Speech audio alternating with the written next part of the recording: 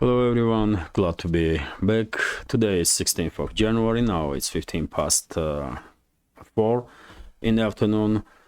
I'm Levan Gudadze and this is first episode of Headline, new program on the project in which I will go through the headlines of the news that I will report about in my update for Patreon community on my Patreon page.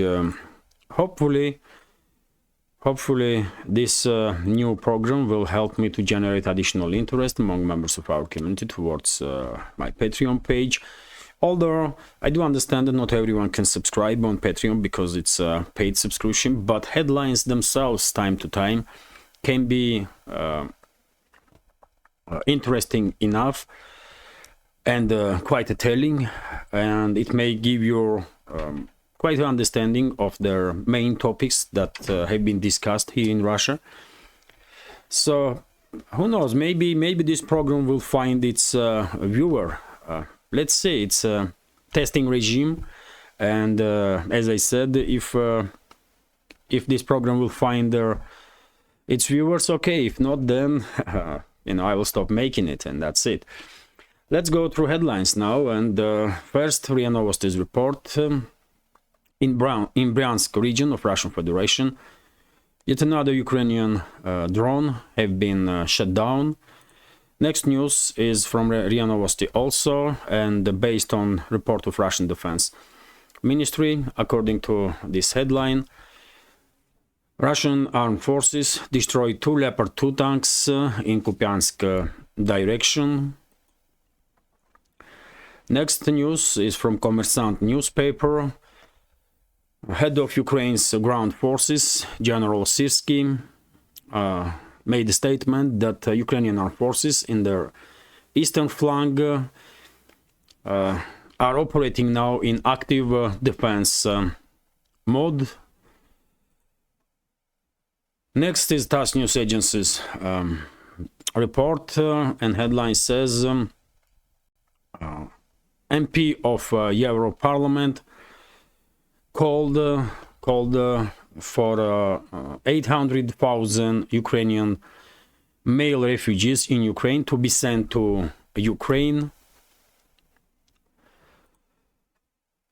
RIA Novosti's report, Stoltenberg, head of NATO, named the reason for optimism in situation with Ukraine, and even though headline did not say nothing about the reason, I'll tell you that he is talking about independence of Ukraine.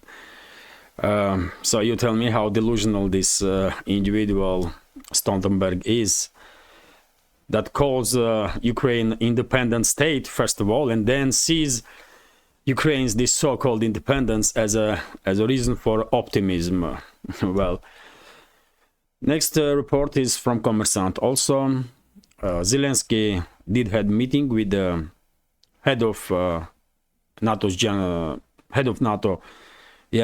Stoltenberg in Davos, where World Economic Forum is taking place. Next report is from RT. EU searching out Ukraine aid slackers. That was reported by Financial Times. So next is RIA Novosti. Yes, began work to realize ideas about using Russian frozen assets.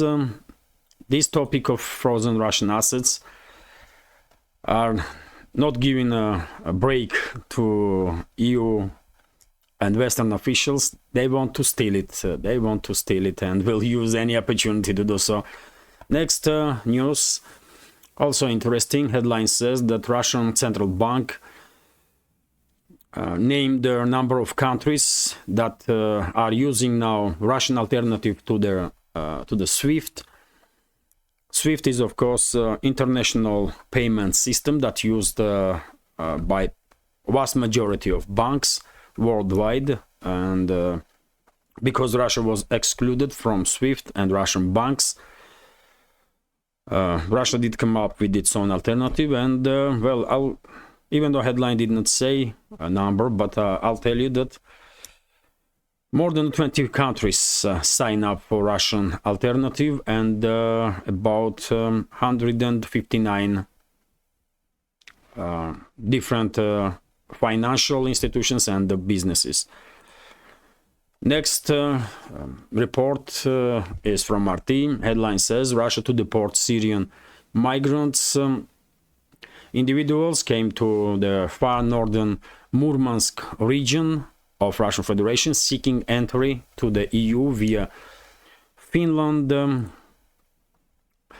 Also, RT's report, Washington decries reckless missile strikes on Iraq.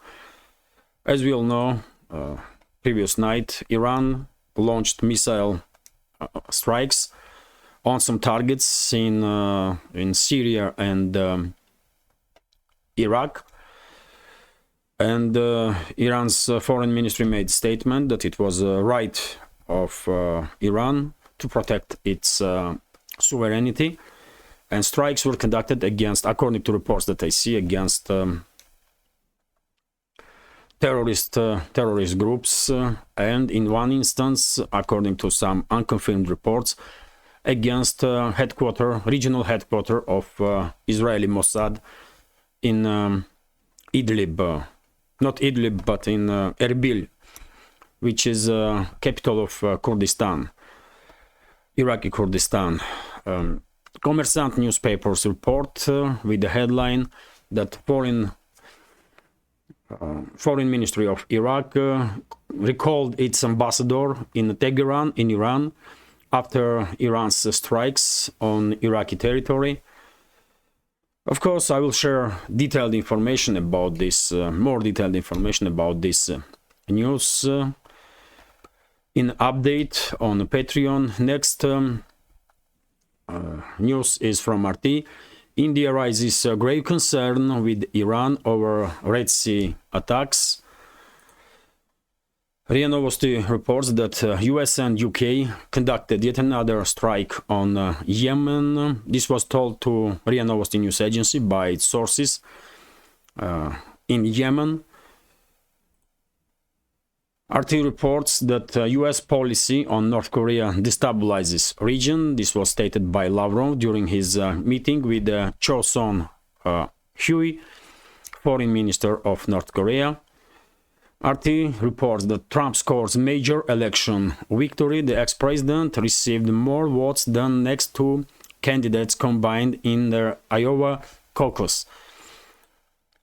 And also from RT, Republican presidential hopeful drops out of race. NATO skeptic Vivek Ramaswamy has offered his full support to GOP frontrunner Donald Trump. Next news is that next headline, that UK government faces huge electorate defeat according to polls. Also from RT, Chinese banks tightening restrictions on Russian residents, on Russian businesses, according to Bloomberg. This was an article in Bloomberg, and on that article is based this news from RT. RIA Novosti also reports that port in Antwerp may experience some serious difficulties in Belgium, and this port, Antwerp, is the second biggest one and busiest one in Europe, and the reason for possible troubles is situation crisis in the Red Sea, and RT's report that Russian car production surges in 2023 according to data. So, well, as you can see, plenty of news that I will report about in my news update for Patreon. And well, hopefully you will find this new format interesting. As I said, sometimes headlines are quite telling, and of course I will be glad if you will subscribe to my Patreon page, where I will have extra content, extra news updates on regular basis. You can see link under this video in description box or in the pinned comment. This is it for now. Have a great day and take care.